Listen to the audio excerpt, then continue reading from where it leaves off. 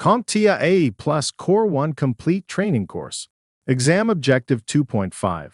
Compare and contrast common networking hardware devices.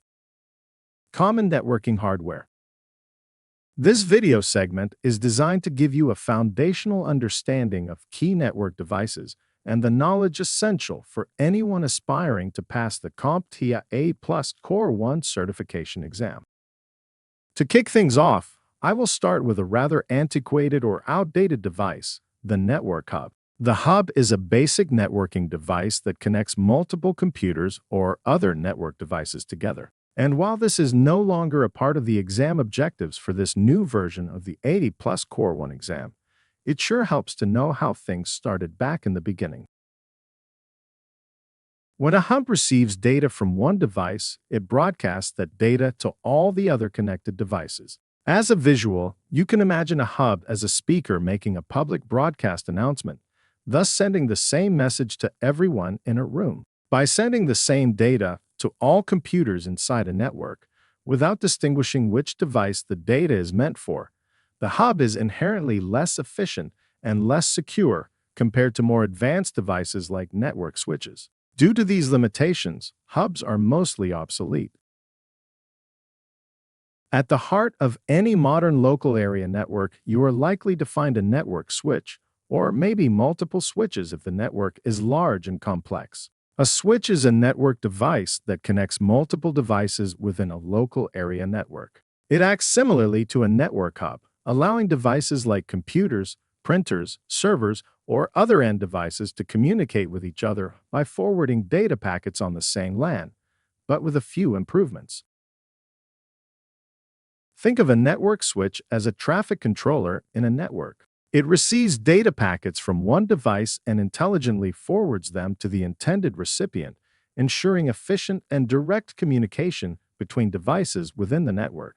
Network switches commonly use Ethernet cables or CAT cables to connect end devices to the ports on the network switch and communicate using the Ethernet protocol. When a device wants to send data to a specific device within the LAN network, it encapsulates the data into a data packet. This data packet will contain the destination address, the sender's source address, and the actual data or payload being transmitted. This encapsulated data packet is then given the name Ethernet frame. The switch then receives the data packet and examines the destination address. It then uses this information to determine the best path or port to forward the packet to the intended device. This direct forwarding allows for fast and efficient communication between devices. Network switches fall into two primary categories: unmanaged and managed switches.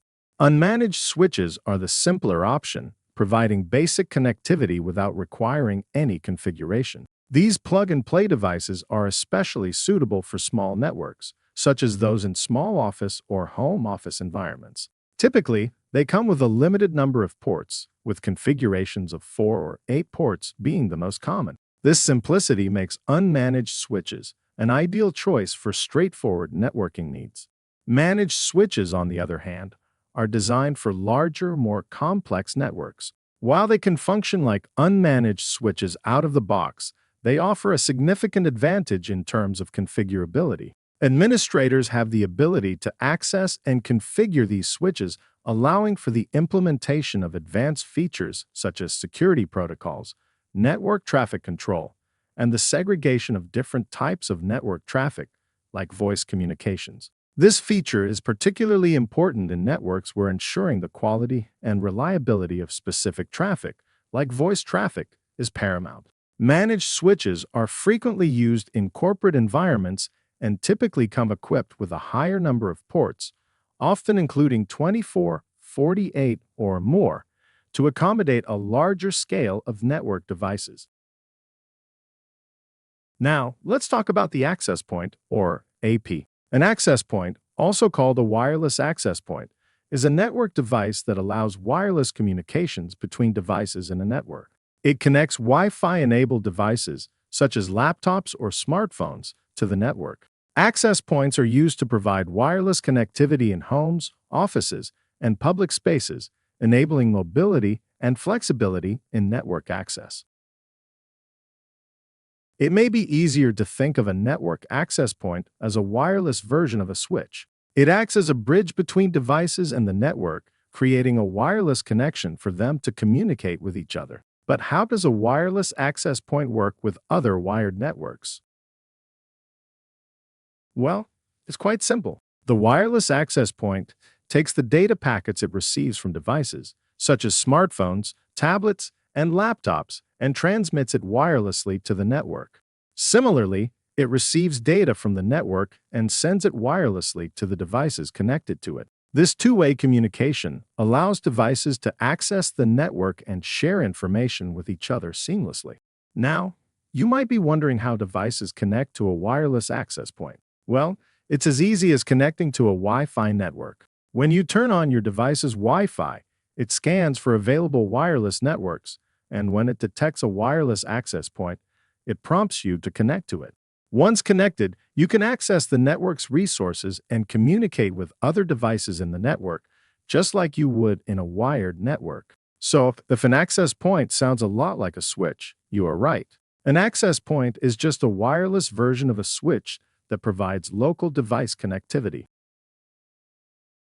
By now, you may be realizing that computer networks are basically a digital highway, connecting devices together to facilitate communication and resource sharing. And just as highways have intersections and signs to guide traffic, networks have switches to direct data packets. But switches are not the only devices used to control traffic. We also have network routers. A network router is a network device that directs data packets between different computer networks. Yes, this is similar to a switch, with the exception that a switch directs traffic within a local area network, and a router controls data packets entering or leaving a local area network. But how does a network router actually work?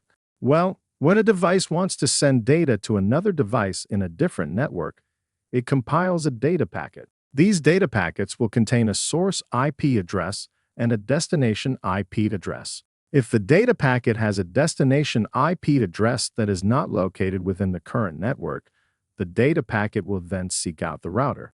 The router examines the packet's destination address, much like reading a street address, and determines the most efficient path for the data to reach its intended destination. To sum up a router is a gateway sitting at the edge of a network's broadcast domain, controlling inbound and outbound connectivity to other networks. These could be other directly attached local area networks, or more commonly, they are installed between a local area network and a wide area network connection, like the one provided by an Internet Service Provider, or ISP. To close out this video segment, I have one more device to cover, the SOHO router. Having just covered the topics of network switch, access point, and router, I figured now would be a great time to discuss how these devices fit into a smaller setting of a home or small business environment. The type of networking equipment used in a home or small business environment can be described as SOHO, where SOHO stands for small office, home office. This particular type of network will commonly utilize a multifunction network device referred to as a SOHO router. But don't let the name fool you. Though similar in some aspects, this is not like the enterprise-grade router we studied earlier in this exam objective. A SOHO router can perform routing functions, but that is not all it can do. So let's break down the main components that make up a SOHO router. First up, we have the network switch. You may recall that a network switch is a network device that connects multiple devices within a local area network. And yes, the SOHO router has a built-in network switch. It may not have as many ports as an enterprise switch, but it will still function the same. The SOHO router displayed here can only connect 4 computing devices together in an Ethernet LAN. The switch ports are the yellow RJ45 ports, located inside box number 1. Next, we have the access point. As a refresher, the access point is a network device that allows wireless communications between devices in a network. And yes, the SOHO router has a built-in access point too. It may not support as many wireless clients as an enterprise access point, but it will still function the same. The SOHO router displayed here has an antenna inside box number 2 that can transmit and receive Wi-Fi signals. Lastly, let's talk about the router itself. The router is the gateway between your SOHO network and the Internet, or ISP. That is where box number 3 comes in. This is your wide area network, or WAN connection. Pretty cool how a SOHO router seamlessly integrates all these components into one compact device. If you are dealing with a limited number of computing devices in your network, a SOHO router would be the perfect choice to provide network connectivity.